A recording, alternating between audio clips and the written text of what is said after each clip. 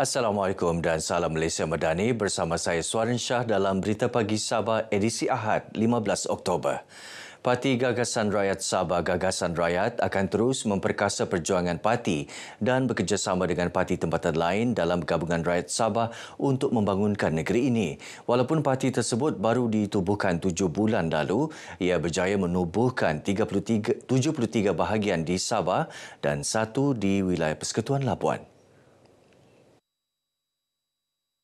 Presidennya Datuk Seri Panglima Haji Nur berkata, Gagasan Rakyat dibentuk bagi memenuhi aspirasi rakyat sebagai parti berbilang kaum serta mengutamakan politik tempatan dan pembangunan terus mendapat sambutan baik daripada rakyat negeri ini. Dalam pada itu, Datuk Haji berbangga parti tersebut mampu menggerakkan jenteranya dengan cekap dan ia merupakan petanda baik kepada Gagasan Rakyat dan Gabungan Rakyat Sabah GRS pada pilihan raya akan datang. Datuk Haji berucap sempena majlis pelancaran dan perasmian Parti Gagasan Rakyat bahagian Membakut di Membakut.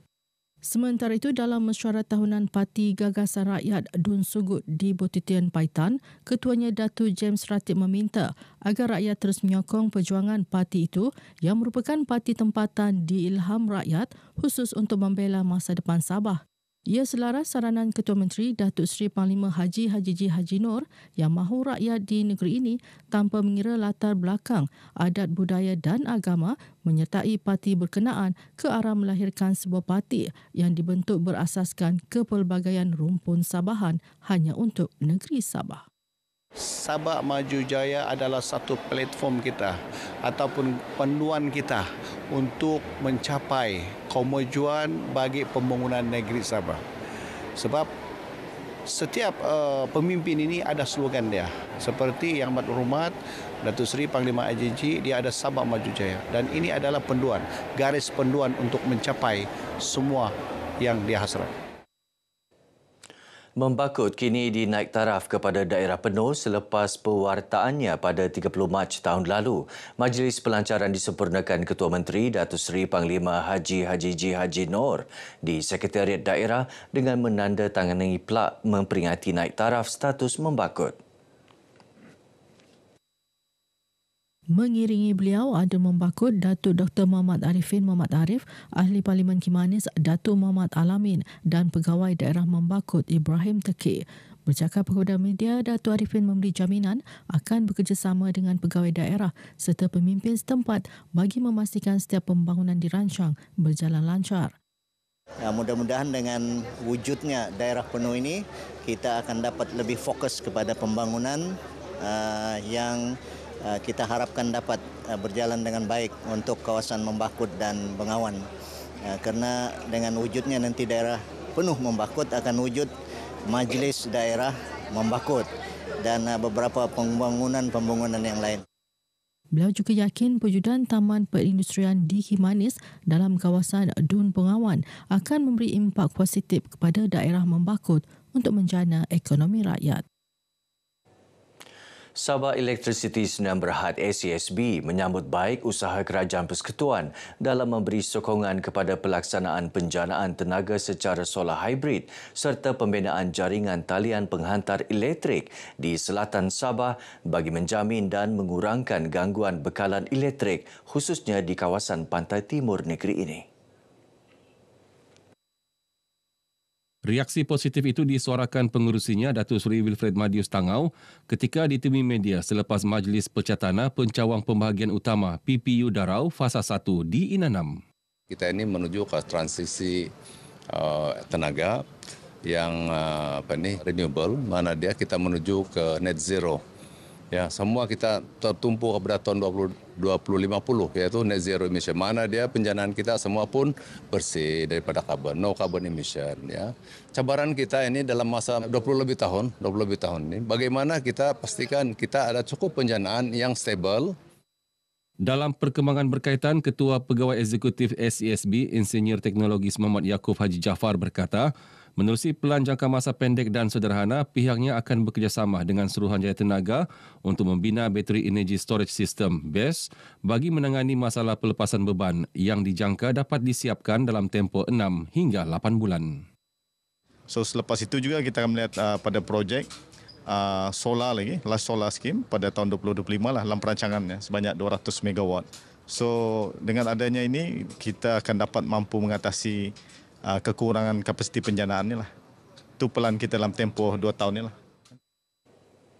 Belanjawan 2024, Ahli Parlimen Sepitang Datuk Mat Bali Musa berharap menerusi peruntukan Belanjawan 2024 yang diberikan kepada Sabah, daerah Sepitang turut diberi perhatian dalam usaha menaik taraf pembangunan prasarana asas. Kita sudah maklum di kawasan Parlimen Sepitang menjauh ketinggalan jika berbanding di kawasan lain. Dan sebagai contoh soal jalan raya seperti di Long Pasir, Maligan dan beberapa jalan yang menuju ke sebelah atas ini memang begitu keadaannya agak daif dan uzur. Kita mengharapkan supaya ada tempias daripada bajet yang telah dibentangkan. Menerusi pembentangan Belanjawan 2024, Sabah menerima peruntukan 6.6 bilion ringgit. Beliau berkata demikian kepada media selepas merasmikan Hari Sukan Negara 2023 peringkat pedalaman bawah di Sepitang. Dalam program ini, Datuk Mat Bali menyampaikan anugerah khas kepada 2 atlet memanah tradisional yang mewakili Malaysia di kejohanan dunia baru-baru ini.